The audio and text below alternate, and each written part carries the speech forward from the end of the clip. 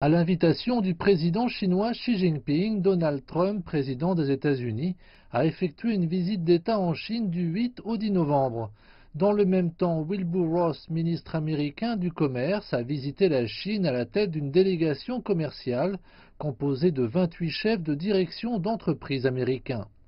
Le 9 novembre, le président Xi Jinping et le président Trump ont assisté ensemble à la cérémonie de clôture du dialogue des entrepreneurs sino-américains et prononcé des allocutions. Le 8 novembre, M. Wang Yang, vice-premier ministre chinois, a eu des entretiens de travail avec Wilbur Ross, au cours desquels les deux parties ont échangé en profondeur des points de vue sur les sujets relatifs aux relations économiques et commerciales bilatérales.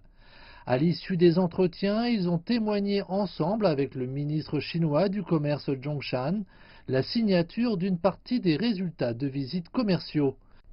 Selon les statistiques, au cours des deux cérémonies de signature, les entreprises des deux pays ont signé des documents de coopération concernant 34 projets d'un montant total de 253,5 milliards de dollars.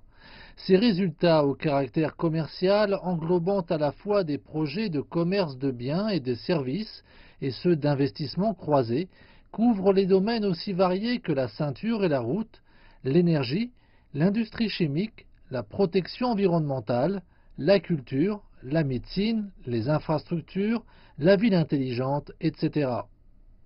La rencontre historique des deux chefs d'État donne une orientation stratégique au développement sain des relations bilatérales et montre la direction et le chemin à suivre pour la coopération bilatérale mutuellement avantageuse, ce qui revêt d'une signification majeure et profonde pour assurer un développement régulier des relations économiques et commerciales sino-américaines dans une nouvelle ère. La visite du président Trump est la première visite effectuée par un chef d'État étranger en Chine depuis la clôture du 19e congrès national du PCC, couronné de succès. De riches résultats de visite dans le domaine économique et commercial manifestent la ferme détermination de la Chine d'élargir davantage son ouverture après le 19e congrès national du PCC. Il s'agit des mesures importantes pour permettre à la Chine de s'adapter proactivement à la mondialisation économique, approfondir la réforme structurelle de côté de l'offre et répondre à l'aspiration du peuple chinois pour de meilleures conditions de vie. Les résultats de visite dans le domaine économique et commercial correspondent au principe du bénéfice mutuel et sont dans leur ensemble équilibrés.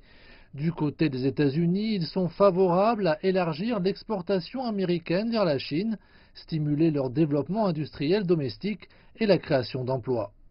Pour la Chine, l'importation de technologies, équipements et produits avancés permettra à son industrie de mieux évoluer vers le moyen et haut segment de la chaîne valeur mondiale et exploiter davantage les marchés et ressources domestiques et internationales afin d'établir un nouveau système économique à caractère ouvert.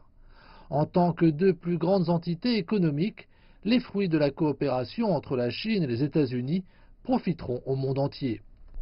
À travers ces fruits de coopération, il est à noter que la coopération économique et commerciale sino-américaine, dotée d'une large base industrielle et populaire, recèle de grandes potentialités et a devant elle de belles perspectives de développement.